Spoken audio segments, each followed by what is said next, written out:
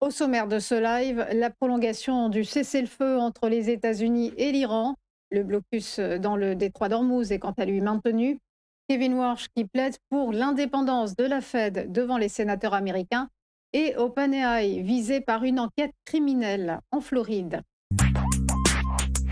On commence tout d'abord par trois infos à retenir et cette question. Quelle porte de sortie dans la guerre entre les États-Unis et l'Iran?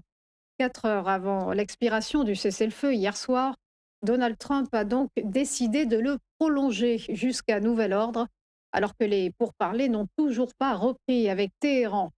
J'ai ordonné à nos forces armées de maintenir le blocus et de rester prêtes et opérationnelles, a-t-il écrit sur son réseau social.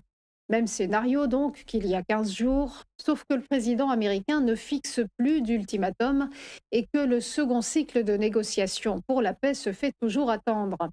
Quelques instants avant l'annonce, le vice-président américain J.D. Vance avait suspendu son voyage au Pakistan, pays médiateur.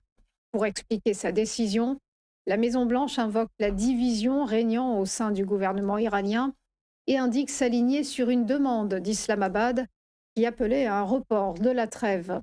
De son côté, Téhéran avait menacé d'anéantir la production pétrolière de ses voisins du Golfe en cas d'attaque depuis leur sol. Depuis le détroit d'Ormuz, c'est donc le statu quo, avec le blocage maritime qui perdure, et les cours du pétrole, conséquence, sont repartis à la hausse, avec une envolée du baril de Brent à 98,48 $ à la faveur d'une hausse de plus 3,14%. On poursuit avec la phrase du jour. L'indépendance de la politique monétaire est essentielle. C'est ce qu'a estimé Kevin Warsh devant les sénateurs américains. Auditionné devant la Chambre, le candidat à la succession de Jérôme Powell s'est livré à une opération séduction. Objectif, convaincre le camp démocrate qu'il ne serait pas une marionnette de Donald Trump, qui en fait son candidat favori pour diriger la Fed. D'ici un mois, c'est en effet le Sénat qui doit choisir qui présidera aux destinées monétaires des États-Unis. Devant la commission des affaires bancaires, Kevin Warsh a défendu son ambition d'être un acteur indépendant, illustrant son plaidoyer par le fait qu'il ne puisse s'engager à baisser les taux directeurs de l'institution, en dépit des appels répétés du président en ce sens. Une relation houleuse s'est en effet établie, vous le savez, entre Jérôme Powell et Donald Trump ces derniers mois, ce dernier ne se privant pas de l'insulter publiquement dans ses déclarations. La date à laquelle le Sénat doit valider ou pas sa nomination est encore inconnue, mais le mandat de Jérôme Powell court jusqu'au 15 mai. Et on termine avec OpenAI, visé par une enquête criminelle en Floride. La maison mère de ChatGPT est accusée d'avoir participé à une fusillade via son robot conversationnel. Le procureur cherche à faire la lumière sur les faits qui se sont déroulés en avril 2025. Il s'agit d'établir quel rôle ChatGPT a-t-il pu jouer sur l'assaillant qui a eu un échange avec l'application d'IA avant son passage à l'acte. Sur le campus Phoenix, les tirs de l'étudiant Phoenix Hickner avaient alors causé la mort de 2 personnes et fait 6 blessés.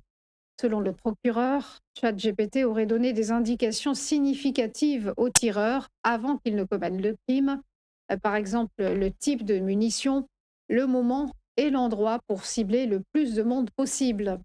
Une procédure qui a fait réagir OpenAI, qui se défend d'être responsable du crime, arguant du fait que l'interface s'était contentée de délivrer des réponses factuelles aux requêtes de l'étudiant, dont le procès doit s'ouvrir en octobre prochain.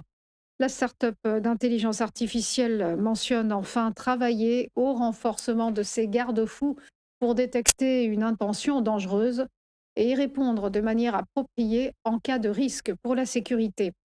Des poursuites pénales vont-elles donc être ouvertes contre OpenAI? La question demeure posée. Le procureur de Floride jugeant lui-même qu'avec l'IA, on s'aventure en terre inconnue. Venons-en au point bourse avec le rappel de la clôture des marchés hier, des places européennes dans le rouge face aux incertitudes nourries par le conflit au Moyen-Orient. Le CAC 40 a ainsi lâché moins 1,14%. L'indice parisien se situe à 8 235 points. À Francfort, le DAX a abandonné moins 0,6%. et atteint 24 270 points. Tandis qu'à Londres, l'indice britannique FTSE a décliné de moins 1,05% à 10 498 points, alors qu'à Milan, le MIB italien s'est replié de moins 0,63%. Et en Espagne, l'IBEX 35 madrilène a dérapé de moins 0,65%. Direction Wall Street, où les indices se sont montrés tout aussi pessimistes.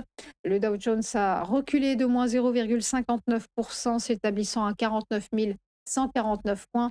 Le S&P 500 a cédé moins 0,63% à 7 064 points. Et quant au Nasdaq Composite, il s'est tassé de moins 0,59% à 24 259 points. Du côté de Tokyo, enfin, le Nikkei, l'indice japonais, a terminé en hausse ce matin de plus 0,4%. Voilà pour les dernières infos. On marque une pause et on va se retrouver juste après pour Chronocac. À tout de suite.